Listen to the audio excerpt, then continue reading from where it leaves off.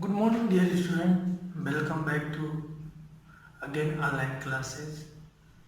In previous lecture, I will discuss about second chapter solid state. But according to syllabus, solid state is the first chapter.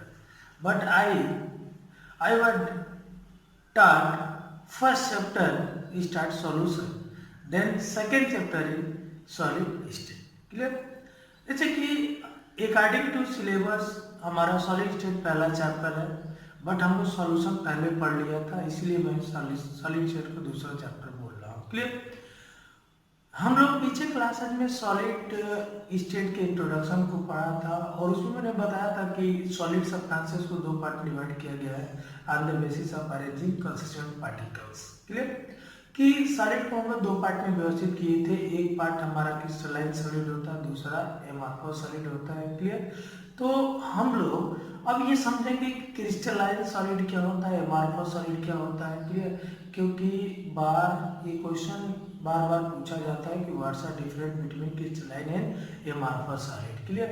तो आप यहाँ पे समझोगे कि crystalline solid क्या होता है, एमॉर्फस सॉलिड क्या होता है। तो फर्स्ट ऑफ ऑल ये जानोगे कि क्रिस्टलाइन सॉलिड क्या है।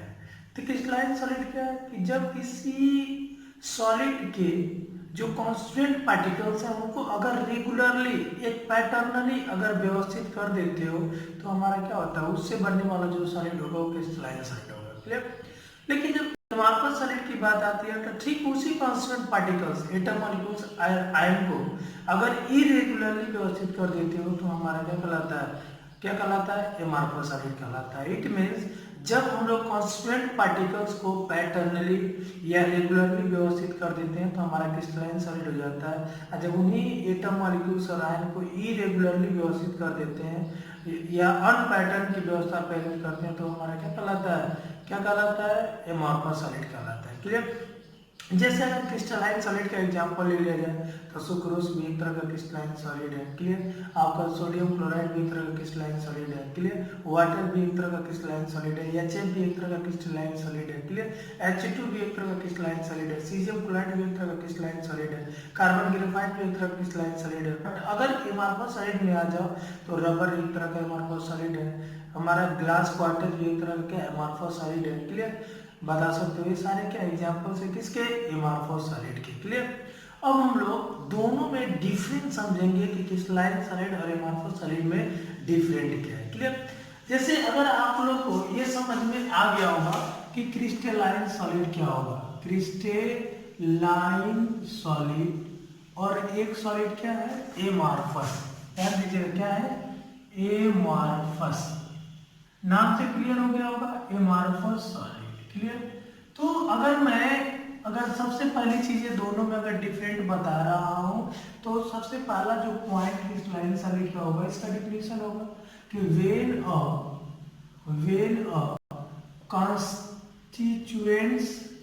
constituents particles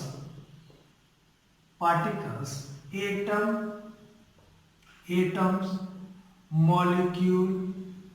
molecules ion arranging in regular mode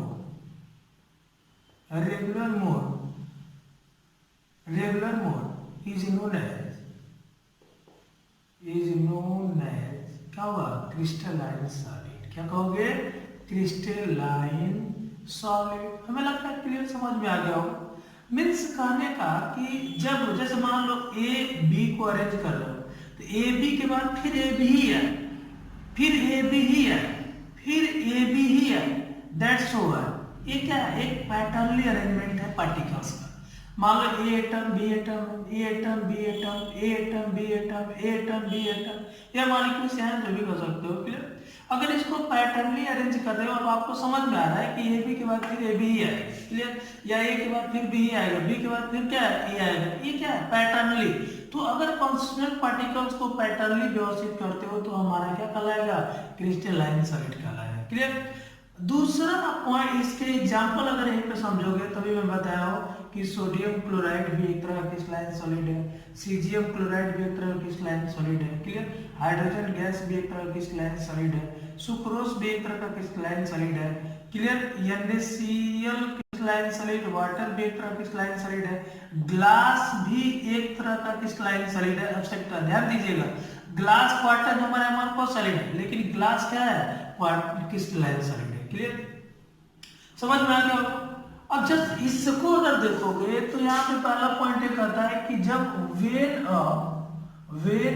constituents particles, ध्यान दीजिए बेटा, particles atoms molecules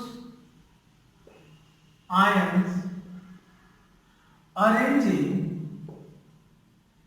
arranging irregularly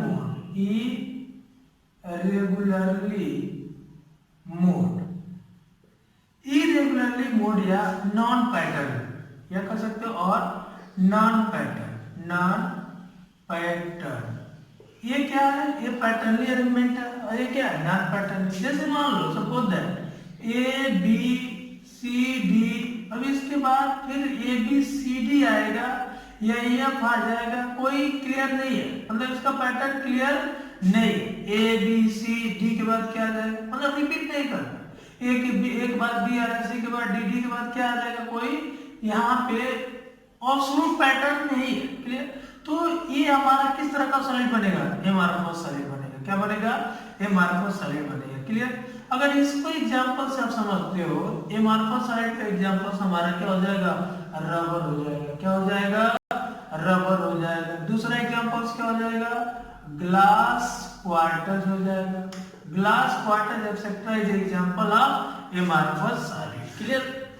हमारा और भी एमआरएफएस सॉलिड का एग्जांपल दे सकते हो, जितने भी हमारा चारकोल है, कोलतार है, चारकोल है, एक तरह का वो भी क्या है, एमआरएफएस सॉलिड है, क्लियर। अब देखो यहाँ पे जो दूसरा पॉइंट है क्रिस्टलाइन सॉलिड का, हम लोग दोनों डिफरेंशिएट करते हैं।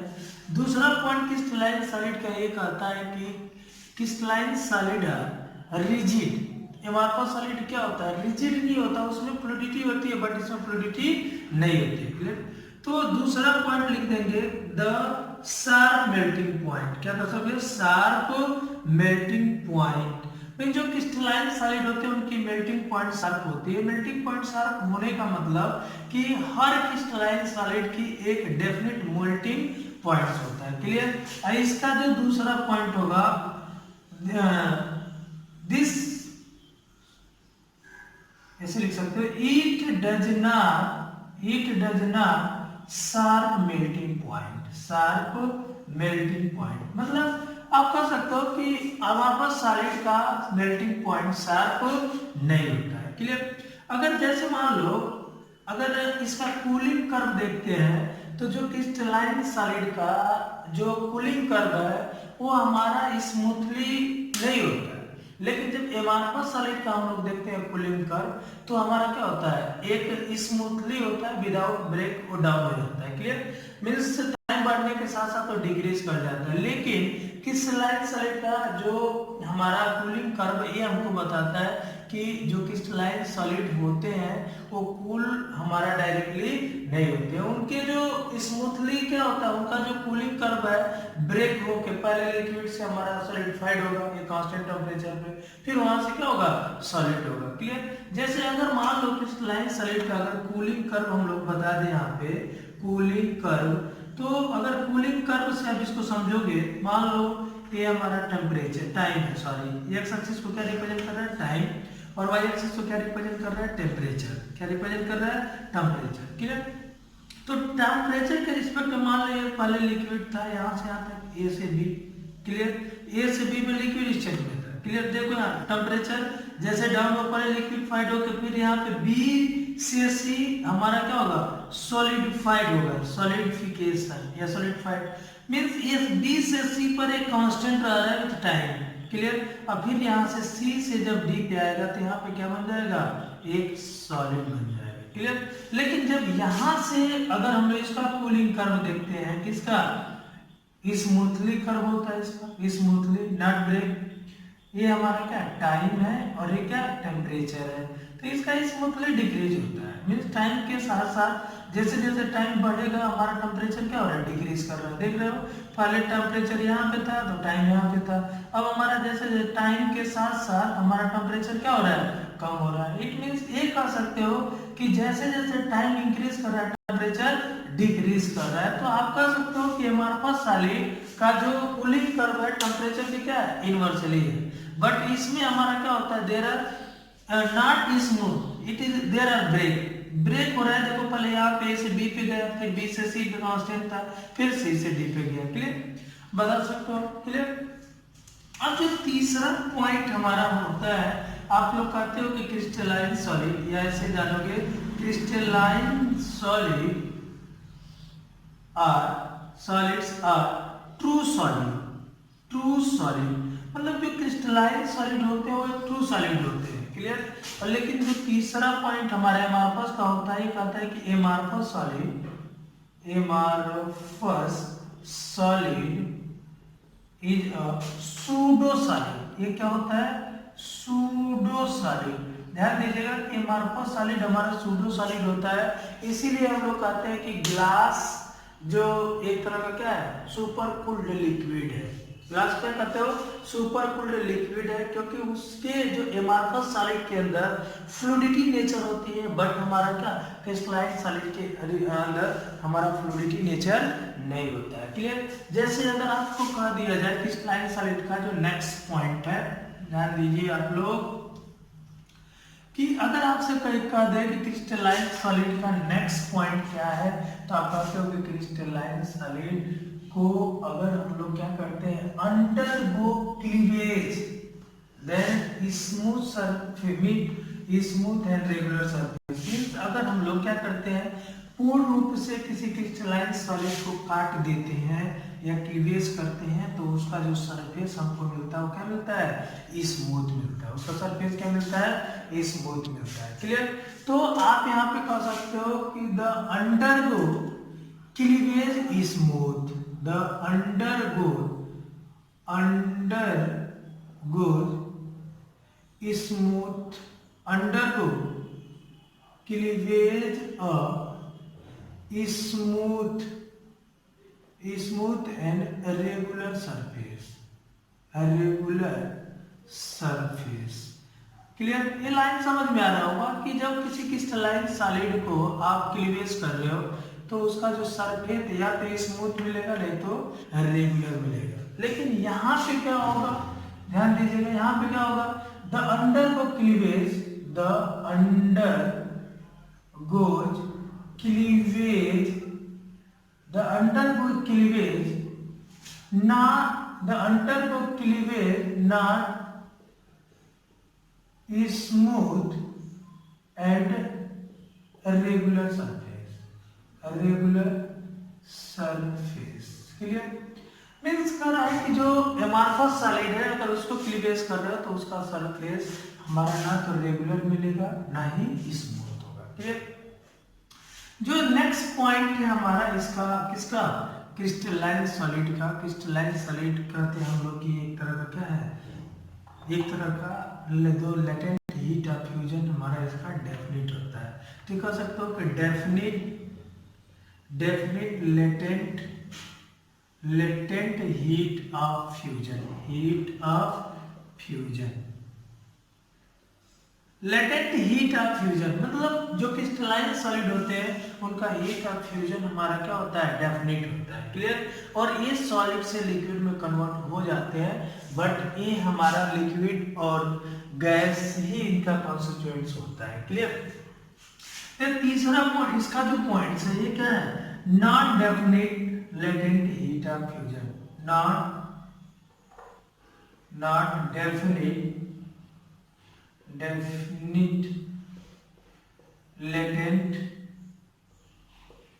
latent heat of fusion। Latent heat of fusion इसका डेफिनेट नहीं होता है, किसका, एमार्फस सॉलिड का। क्लियर। नेक्स्ट पॉइंट है कि it is an isotropy. Clear. Clear. और ये क्या है, इट इज आइसोट्रॉपी, इसको आप क्या कहते हो, इट इज आइसोट्रॉपी। आइसोट्रॉपी मतलब एमार्फस सॉलिड आइसोट्रॉपी होता है, और जो हमारा क्रिस्टलाइन सॉलिड होता है वो अनआइसोट्रॉपी होता है। क्लियर। जैसे आप लोग को पीछे क्लास में मैंने लास्ट लेक्चर में बताया था कि जो क्रिस्टलाइन सॉलिड होता है इनकम्प्रेसिबल होता है, उसको कंप्रेस नहीं कर सकते हो। क्लियर। तो आप यहाँ पे देखो, अगर कह रहा है कि एन आइसोट्रॉपी, मतलब आइसोट्रॉपी का मीनिंग कि किसी जब कांस्टेंट पार्टिकल्स को व्यवस्थित कर रहे हैं तो कांस्टेंट पार्टिकल्स की व्यवस्था में डिफरेंट डायरेक्शन में उसकी जो फिजिकल प्रॉपर्टीज होगी वो डिफरेंट होगी। Like as physical property, like as thermal expansion, clear, refractive index, different direction में डिफरेंस होगा, इसलिए हम लोग क्रिस्टलाइन सॉलिड को एनिसोट्रॉपी कहते हैं। क्लियर। क्योंकि जो इसका कांस्टेंट पार्टिकल है वो सॉलिड है।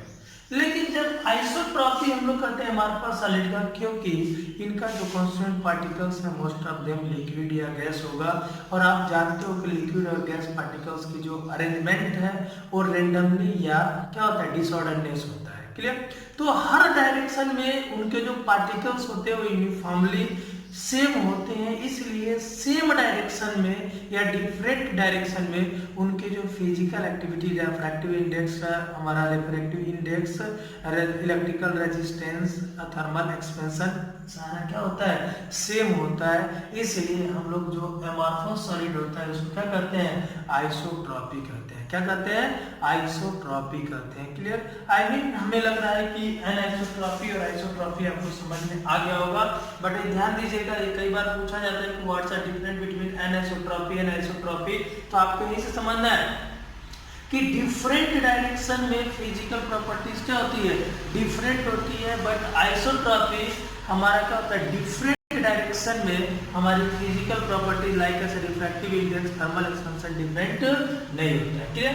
जैसे मान लो एक चीज मैं और एग्जांपल से एनिसोट्रॉपी और आइसोट्रॉपी को थोड़ा सा एक्सप्लेन कर रहा हूँ कि अगर हम लोग एनिसोट्रॉपी की बात करो तो सिल्वर आयोडाइड है, तो सिल्वर आयोडाइड को वन डिफरेंट डायरेक्शन में, देखो एक डायरेक्शन में इसका पॉजिटिव थर्मल एक्सपेंशन होता है और दूसरे डायरेक्शन में नेगेटिव थर्मल एक्सपेंशन होता है। मींस एक इसका फिजिकल प्रॉपर्टीज हम लोग लेते हैं थर्मल एक्सपेंशन, क्या लेते हैं, थर्मल एक्सपेंशन। तो एक्सपेंशन तो थ्योरेटिकली हम लोग ये थर्मल एक्सपेंशन में ये रीड किए हैं कि एक वन डायरेक्शन थर्मल एक्सपेंशन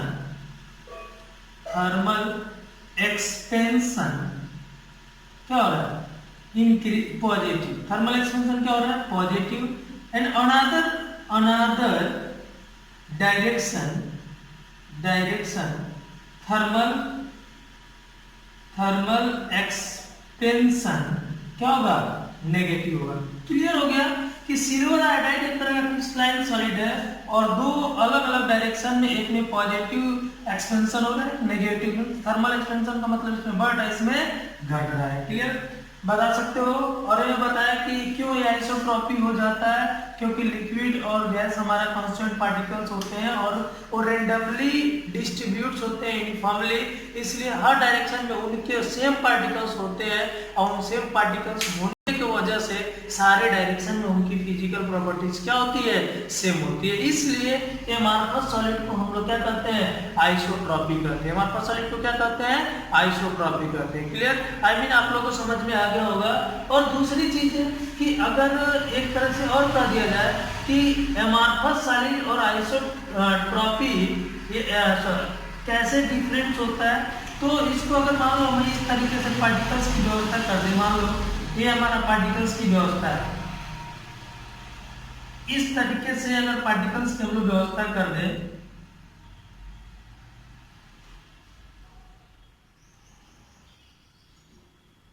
ध्यान दीजिएगा आप लोग, देखो ये जो पार्टिकल्स है अलग है, ये पार्टिकल्स अलग है। अब दो डायरेक्शन लेते हैं, जैसे मान लो एक डायरेक्शन मैंने ए ले लिया और एक डायरेक्शन मैंने ए ले लिया। क्लियर, तो अगर मैं नाम देता हूं ए और बी, तो ए और बी में देखो सारे पार्टिकल्स ए और बी में ये सेम पार्टिकल्स है, तो इस ए बी डायरेक्शन में आप देख रहे हो हर पॉइंट पे उसकी फिजिकल प्रॉपर्टीज क्या हो जाएगी, सेम हो जाएगी। लेकिन अगर इसको हमने सी बी नाम दे दिया तो इस डायरेक्शन में देखो पहले ए पार्टिकल से फिर ए, तो यहाँ पे इस पार्टिकल्स की फिजिकल प्रॉपर्टी, फिर यहाँ पे इस पार्टिकल्स की फिजिकल प्रॉपर्टी, फिर देन इस पार्टिकल की physical property. It means C B direction में इसकी फिजिकल प्रॉपर्टीज क्या हो रही है, वेरी कर रही है, बट ए बी डायरेक्शन में इसकी फिजिकल प्रॉपर्टी वेरी नहीं कर रही है। तो आपको क्लियर समझ में आ गया होगा कि एनआइसोट्रॉपी और आइसोट्रॉपी क्या है। क्लियर, क्या और समझ में आ गया होगा। अब देखो एनआइसोट्रॉपी और आइसोट्रॉपी में डिफरेंस बार बार पूछा जाता है, इसलिए आप लोग क्लियरली जान लीजिए और इसको लिखने का तरीका समझ लीजिए, इसको इस पॉइंट से रिप्रेजेंट कर सकते हो। क्लियर। अब इसके आगे हम लोग एक चीज और सीखेंगे कि हम लोग एमार्फस सॉलिड को भी क्रिस्टलाइन सॉलिड में कन्वर्ट कर सकते हैं। क्लियर। तो एमार्फस सॉलिड को अगर क्रिस्टलाइन सॉलिड में कन्वर्ट करने का जो प्रोसेस आपसे पूछा जाता है तो आप कह सकते हो कि एनिलीनिंग। क्या होता है, एनिलीनिंग। क्या होता है, एनिलीनिंग। क्लियर। इट मींस बट ये प्रोसेस वेरी स्लो है। एमार्फस से क्रिस्टलाइन में कन्वर्ट होने का जो प्रोसेस है वो वेरी स्लो है।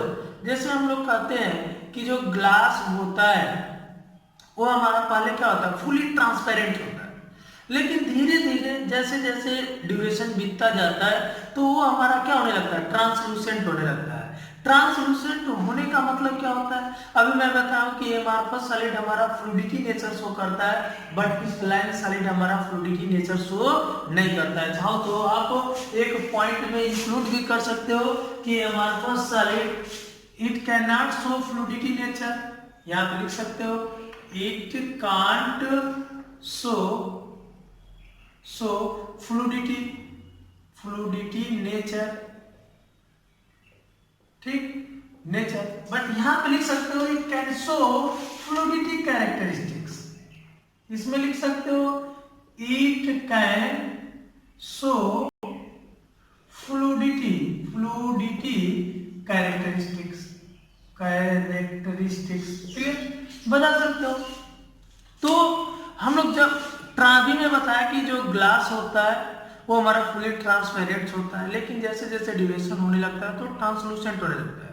ट्रांसलूसेंट होने का मतलब कि ग्रेजुअली उसके पार्टिकल्स फ्लूइड होके बॉटम में आने लगते हैं। क्लियर, बॉटम में आने लगते हैं, जिससे वो कैसा बिहेव करने लगता है, ट्रांसलूसेंट। इट मींस उस एमार्फस में उस क्रिस्टलाइन के कैरेक्टरिस्टिक्स आने लगता है। क्लियर, क्योंकि उसके पार्टिकल्स क्या होने लगते हैं, रेगुलरली व्यवस्थित होने लगते हैं। क्लियर, बता लोगे इतना कि अगर आपसे कोई पूछ दे कि what are different between crystalline amorphous solid, या एग्जांपल पूछ दिया जाए, या आपसे कह दिया जाए कि what's are different between isotropy and anisotropy, तो आप ये भी एक्सप्लेन कर सकते हो। क्लियर। नेक्स्ट लेक्चर में हम लोग पढ़ेंगे क्लासिफिकेशन ऑफ क्रिस्टलाइन सॉलिड। क्या पढ़ेंगे, क्या नेक्स्ट लेक्चर में क्या पढ़ेंगे, classification of crystalline solid. Clear. एक चीज और थोड़ा सा एक टॉपिक में इसमें बता दूं कि अगर आपसे कोई पूछ दे कि एप्लीकेशन ऑफ या यूजेज ऑफ एमार्फस सॉलिड, तो अगर आपसे यूजेज पूछ दिया जाए तो एमार्फस सॉलिड का यूज क्या है, हम लोग जो सिलिका एमार्फस है उसका हम लोग यूज करते हैं फोटोवोल्टाइक सेल में। किसमें यूज करते हैं, फोटोवोल्टाइक सेल में। और उसकी प्रॉपर्टीज क्या होती है कि जो फोटो लाइट को उस या क्वांटम लाइट को इलेक्ट्रिकल एनर्जी में कन्वर्ट करने की जो एबिलिटीज है उसकी स्ट्रॉन्गर होती है। इसलिए हम लोग सिलिका एमार्फस का यूज करते हैं, किसमें यूज करते हैं, फोटोवोल्टाइक सेल में। क्लियर। अब देखते हो जितने भी ग्लास हमारे मैन्युफैक्चर होते हैं डोमेस्टिक पर्पज में, तो केमिकली हम लोग वहां पे क्या करते हैं, एमार्फस का यूज करते हैं, एमार्फस केमिकल का यूज करते हैं। अंडरस्टूड। रबर भी हमारा एक तरह क्या है, एमार्फस भी है। रबर भी एक तरह क्या है, एमार्फस, उसको भी हम लोग क्या करते हैं, यूज करते हैं अपने डोमेस्टिक पर्पज में या इंडस्ट्रीज पर्पज में, अलग अलग फैक्टर में हम लोग क्या करते हैं, यूज करते हैं। अंडरस्टूड। तो ये हमारा क्या था, कुछ इम्पोर्टेंस हमारे एमार्फस सॉलिड का यूजेस था, इसको भी आप लोग जान लोगे। ठीक है, थैंक यू। नेक्स्ट लेक्चर में हम लोग आते हैं फिर क्या लेकर, classification of crystalline solid. Clear, thank you.